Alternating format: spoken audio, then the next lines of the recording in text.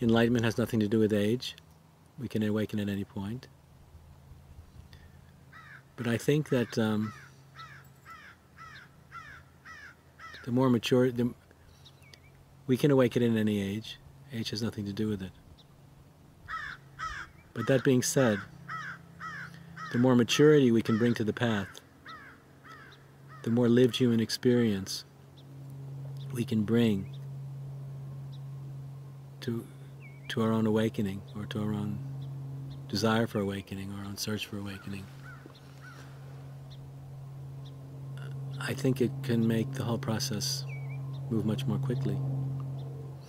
You know, when we're younger, we're very understandably absorbed in our own hero's journey. As a younger person, we're very much focused, understandably and reasonably, on our careers, on our sexual and romantic lives, on bringing up our families. We're very much attached to and involved with and in love with the world of form.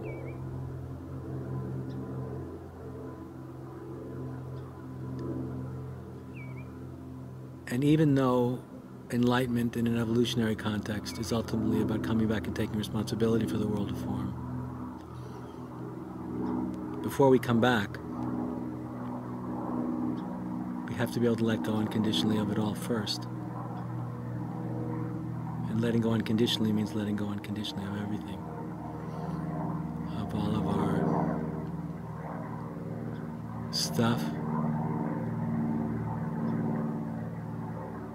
our emotional and psychological drama, the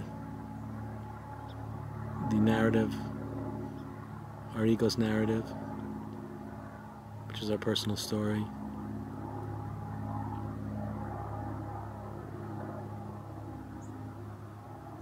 Our belief of the solidity of it all,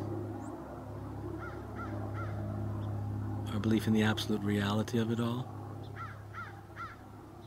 At a certain point, if we're going to truly be free and awaken to enlightened awareness, it has to become apparent to us directly at the level of our own experience that it's all a dream.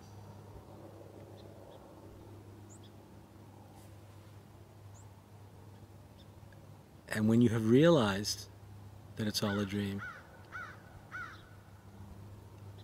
you can re-embrace it with an attitude of compassion and care,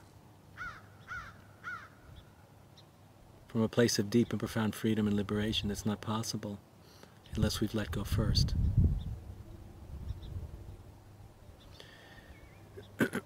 And I think that an older person, people when they reach their late 40s, 50s, early 60s, people who have lived for quite a long time, lived through a few life cycles, so to speak, people who've already suffered quite a lot and have struggled and know how hard it is to be a conscious human being and truly understand, simply put, the challenge of being human, the challenge of living a conscious life.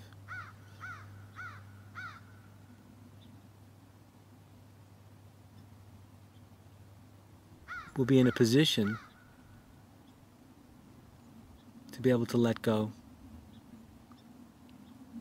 in the kind of all-encompassing and dramatic way I'm speaking about. They will be more likely to be able to do that than a younger person. It's not to say that young people can't, because they can and they do. But I'm just making a general statement. And moreover, I'm very passionate about an evolutionary possibility for postmodern culture itself,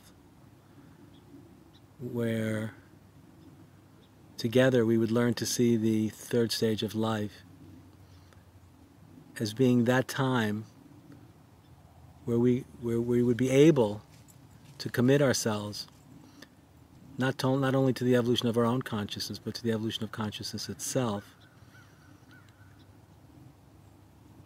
for the sake of the process itself. In other words, what if at a cultural level, what if at a level of our shared culture, we all began to see the third and even the fourth stage of life not as the dwindling end of the life process, but a time when we're coming into potentially the most important part of the human experience, a time when we could bring all of our hard-won wisdom and maturity into the deepest and most profound and subtle level of the human experience, which is the study of consciousness itself. It's the study of the self. Ultimately, it's the study of reality. And this is really an idealistic fantasy, of course, but I have a vision of a transformational cultural context where we were all expected to turn within with great intensity and great focus and great inspiration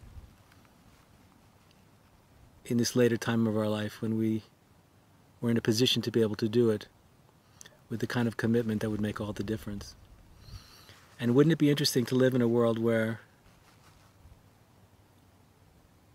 to make a bold generalization, where older people really were more conscious, were more wise. And in this idealistic vision I'm speaking about, we're truly enlightened. That would make the world we're all living in together very different. So this is something I'm very interested in.